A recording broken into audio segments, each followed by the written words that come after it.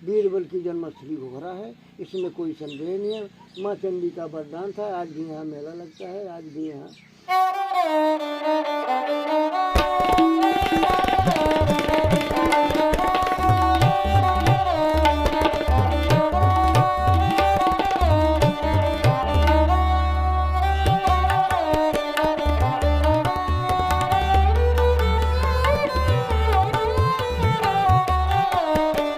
स्वागत है दोस्तों आपका एक और नए ब्लॉग में। अभी आप लोग देख रहे होंगे मैं बीरबल की जन्मस्थली पे आ चुका हूँ। तो आज के इस नए ब्लॉग में हम लोग चलेंगे बीरबल की जन्मस्थली सीधी जिले की एक नगरी घोघरा गांव में। तो चलिए चलते हैं घोघरा गांव में। इस प्रवेश द्वार से मात्र 3 किलोमीटर दूर है घोघरा देवी मंदिर। चलिए चलते हैं मंदिर में। तो दोस्तों ऐसा है अपना घोघरा का मंदिर, माँ चंद्रिका देवी का प्रसिद्ध मंदिर, जहाँ पर बीरबल ने अपनी सिद्धि प्राप्त की थी। ये जो आप मंदिर देख रहे हैं, इस मंदिर में जो मूर्ति स्थापित की गई है काफ़ी प्राचीन मूर्ति है। तो दोस्तों ये है मुख्य मंदिर यहाँ का। इस मंदिर में ये माता रानी की मेन प्रतिमा स्थापित है।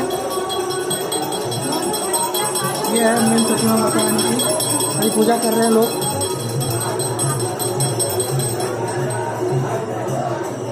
अभी मैं मंदिर के पुजारी जी से मिलवाऊंगा आप लोगों को, और मंदिर के संबंध में बहुत सारी चीज़ें आप लोगों को जानकारी देंगे वो इस मंदिर के इतिहास के संबंध में।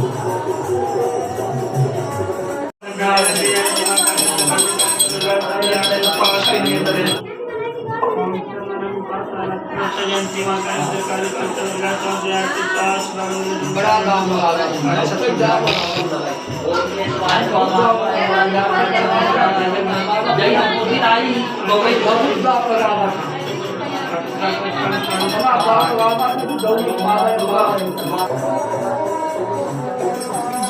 तो ये मंदिर के बारे में आप मुझे क्या बता सकते हैं, क्या जानते हैं? मंदिर के बारे में जो जानकारी है पूर्वजों द्वारा, यहाँ के मुख्य पुजारी हम हैं हमारे बाबा आजा परमाजा पीढ़ी आ रही। 200 पीढ़ी से आगे ज़्यादा हो गया पीढ़ी में। अच्छा, 10 पुश्त से यहाँ पे आप हाँ पूजा कर रहे हैं। हमारा नाम है व्यास कुमार तिवारी जी। हम भी 25 साल 30 साल से आ रहे हैं। अच्छा, यहीं पे पूजा करते हैं बिल्कुल सुबह से शाम को पुजारी। ये माता जी जो आप बताए कि स्थापना नहीं है। अच्छा। ये माता जी प्रकट भई हैं स्वयं। अच्छा, स्वयं प्रकट। हाँ, स्वयं में प्रकट हुई है बड़ी सी माता रानी। और यहाँ पर जो है तो पहले तो यहाँ बहुत बालन की बस्ती थी, सब रहा बिल्कुल। लेकिन यहाँ जो है माता रानी के जब से बीरबल, अच्छा, यहाँ से उनका जन्म स्थली भी है और तपस्या भी यहाँ किए हैं।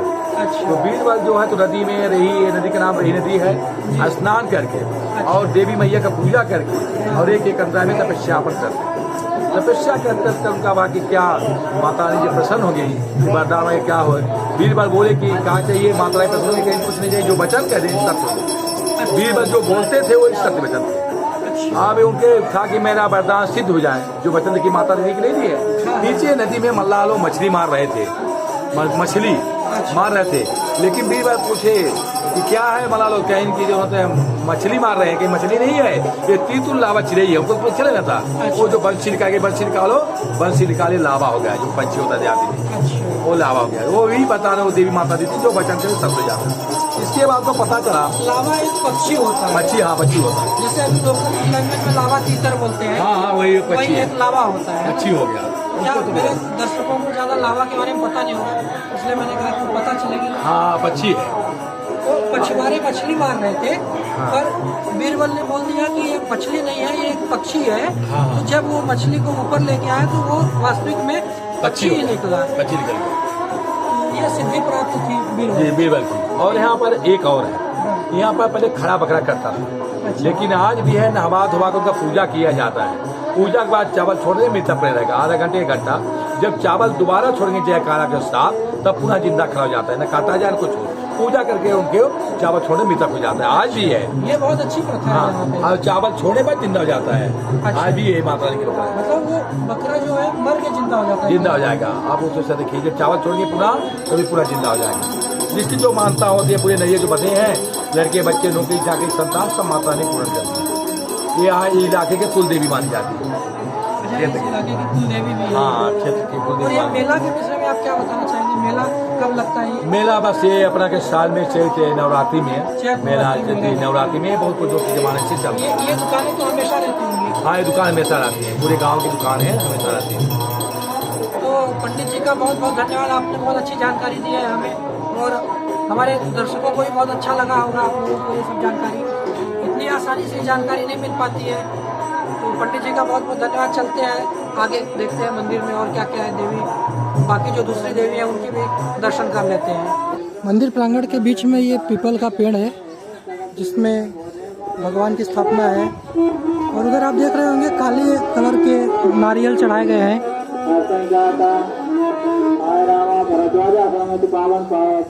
यहाँ पे हनुमान जी की मूर्ति, काली मैया की मूर्ति और शनि भगवान की मूर्ति स्थापित है।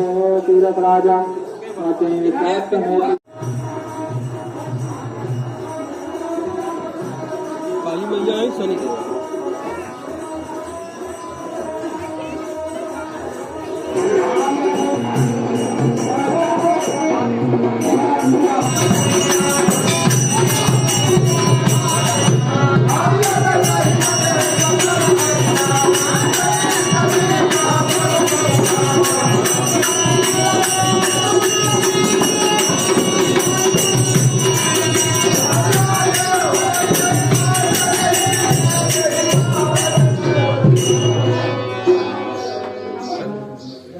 थोड़ी चढ़ी होती है। जय हो घोघरा वाली मैया।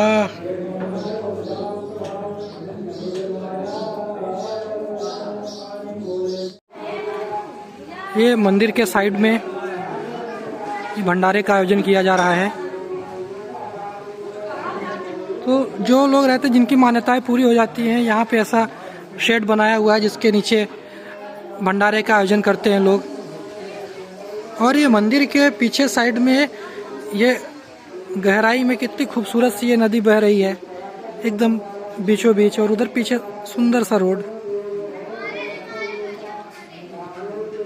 ये है रेही नदी जो मंदिर के जस्ट पीछे है, और ये आप देखिए इसमें लोग नहा रहे हैं। अभी हम लोग वहाँ नीचे चलेंगे,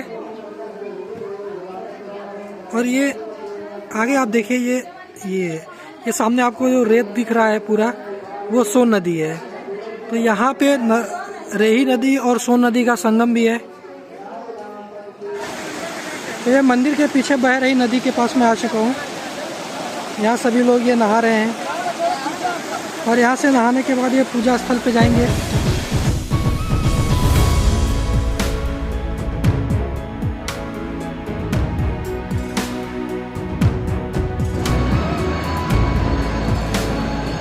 तो दोस्तों मैं अभी निकल चुका हूँ घोघरा देवी मंदिर से,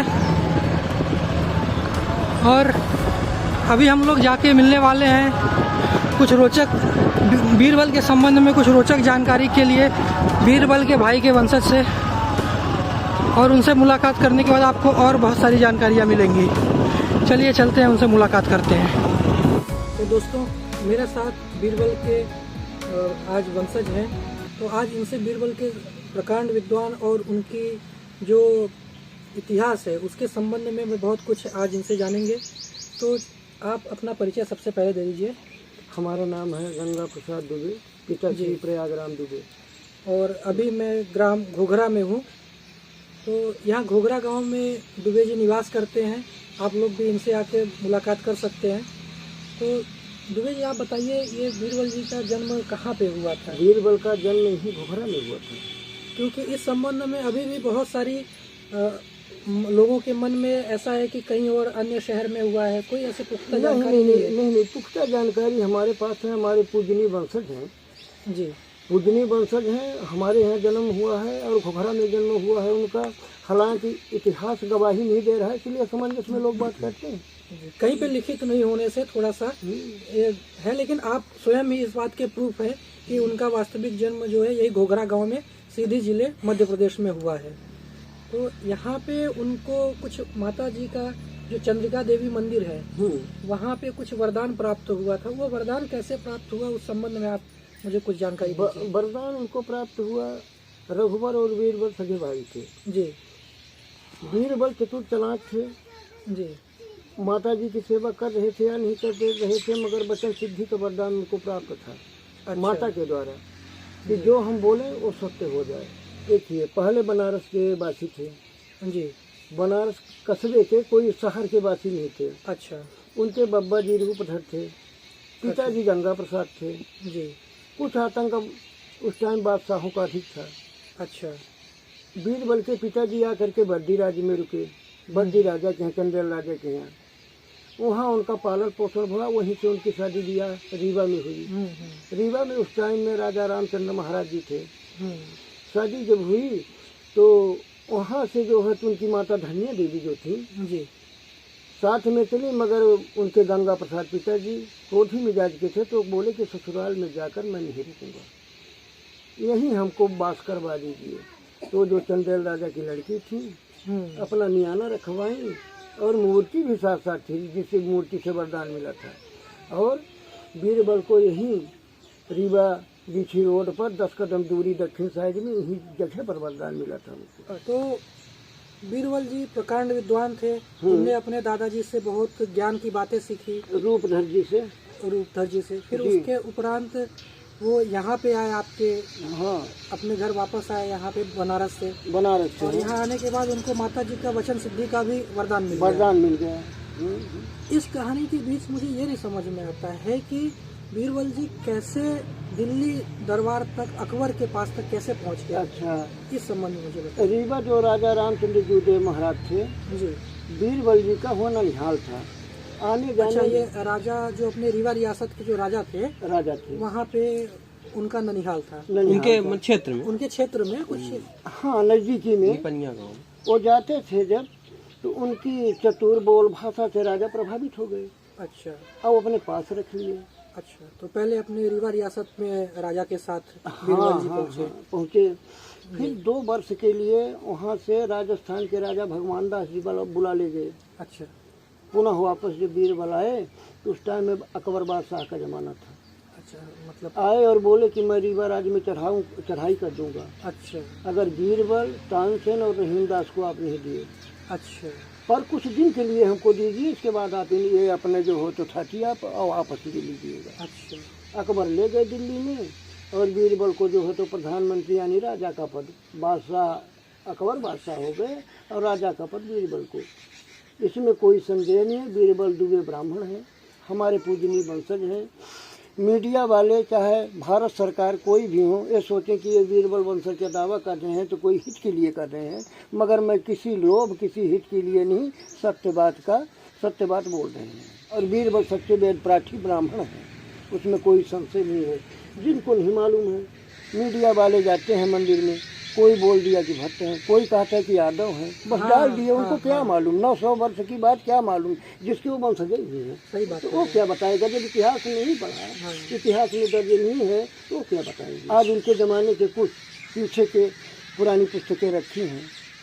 पुस्तकें किसकी है मतलब? अब मान लीजिए कि दुर्गा सप्तशती हो गई, हाँ। दुर्गा सप्तशती के पुस्तक, और कुछ अन्य पुस्तकें हैं जो कि हाथ से लिखी हैं। उस टाइम में खैर वैर से, काबू से, कोई की पत्ता उत्ता से लिखी जाती थी, उस टाइप की है।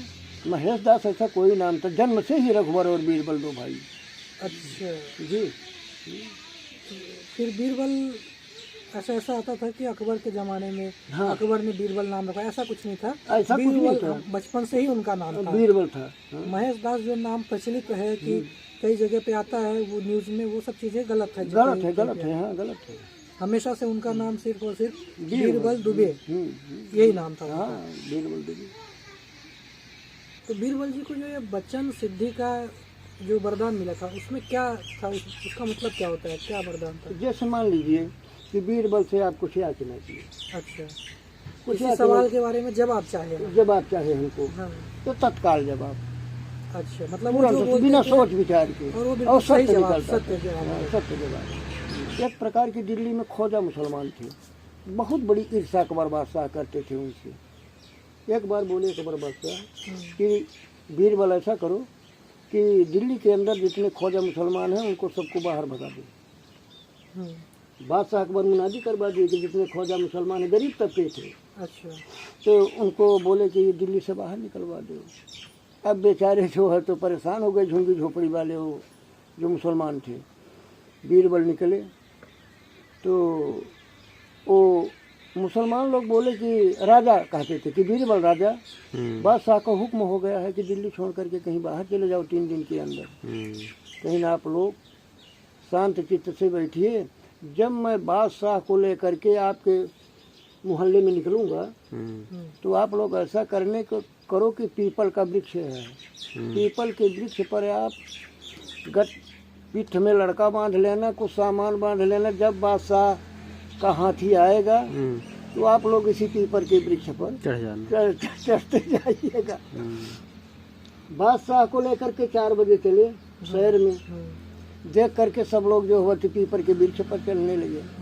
तो अकबर बादशाह बोले कि बीरबल ये क्या कर रहे हैं, कहीं जहाँ पनाह आपका हुक्म था कि जितने जो है तो ख्वाजा मुसलमान है वो सब दिल्ली छोड़कर बाहर चले जाएं, तो पूछिए आप इनसे कहाँ जा रहे हैं। ऊपर बादशाह बोले कि आप लोग कहाँ जा रहे हैं।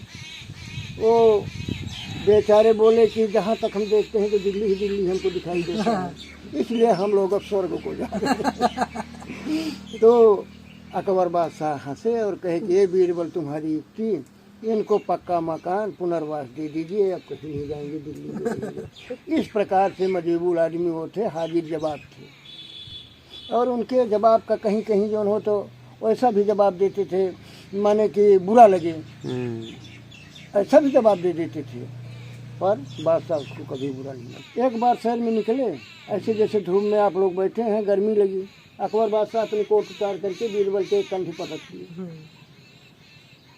फिर उनके दामाद भी साथ में थे, तो बोले कि वो बड़ी गर्मी लग रही है, वो भी कोट उठा करके दूसरे कंधे में बीरबल के रख दिए। तो अकबर बादशाह बोले कि कहो बीरबल, एक गधे का बोझ हो गया आपको तो कोटों का वजन। बीरबल बोले कि जहाँ पर ना 2 गधों का वजन हो गया। मैंने दामाद को और बादशाह को भी दोनों को कदे बादशाह लज्जित हो गए। ऐसे ऐसे जवाब सवाल होते रहते थे उनसे। ये दुबे जी द्वारा मुझे कुछ यादगार चीज़ें जो हैं बहुत दिनों से, बहुत वर्षों से संजो के रखी गई है। पुश्तैनी धरोहर जो है, जनेऊ बीरबल जी क्या है? नहीं, ये घंटा और शंख, ये सब चीज़ें बीरबल जी की है जो आज भी संजो कर इनने रखी है। पुश्तैनी धरोहर है ये। और ये पुस्तकें क्या देखिए, हस्तलिखित पुस्तक, ये इसका लग, ये सब बीरबल जी की हस्तलिखित पुस्तकें हैं, उनके द्वारा लिखी गई है। आज भी यहाँ पे मौजूद है सभी धरोहर। ठीक है, आपसे मिलके बहुत अच्छा लगा और मुझे उम्मीद है कि बीरबल जी के बारे में जो भी जानकारी लोगों को नहीं थी या जिस चीज़ के लिए संदेह था लोगों का, वो संदेह बिल्कुल आज क्लियर हो चुका होगा और सभी को पता चला कि वास्तविक में बीरबल की जो जन्मस्थली है यही थी।